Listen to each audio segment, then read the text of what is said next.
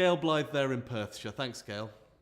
So clearly, our advisors and corporate customers are critical to our business because in many cases, they influence the buying decisions of our end customers.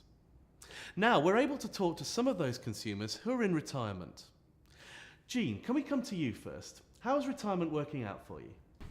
Well, I think it's worked out reasonably well. I feel that with the limited amount of money that I've had during my working, that I've come out at the end with not an enormous amount of money, but a little more than I thought.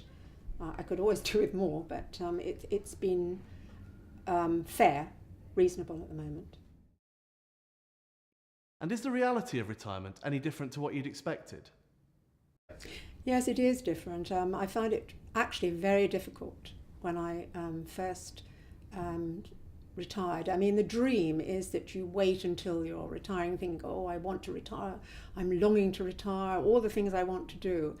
And then it's kind of slap in the face, and it's extraordinarily hard. You've got to have a lot of planning to do in your days because you have so many more hours to spend.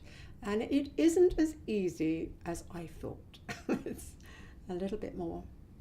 Now I've sorted it all out and I do various classes, etc. But it wasn't quite as I imagined.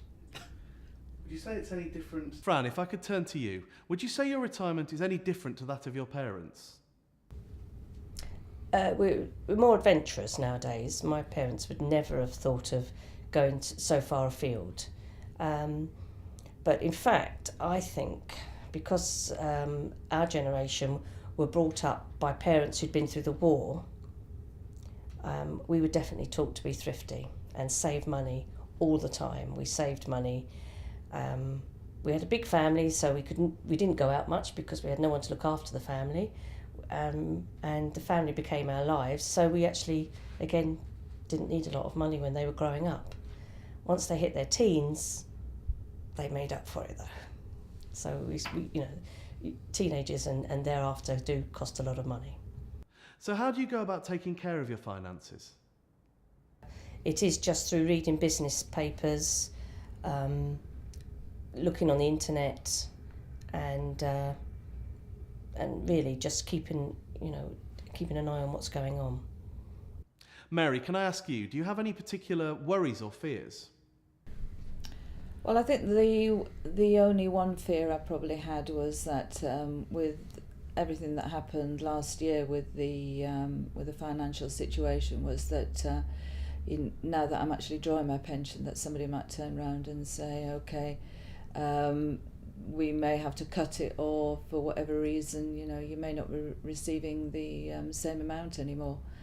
So I guess that was just the one thing that did cross my mind. And you're with the Prudential. How do you feel about that? Yes, I didn't have a choice when I joined the company. The Pru was the company that the airline was linked with, but I guess now, having spoken to one of the ex-trustees, I think we're in a favourable position being with the Pru, because I think all our pensions are actually guaranteed, which is a good thing to know. Jean, if we can come back to you briefly, is there anything you feel Prudential could do differently? I really wish it was easier to get through to an individual.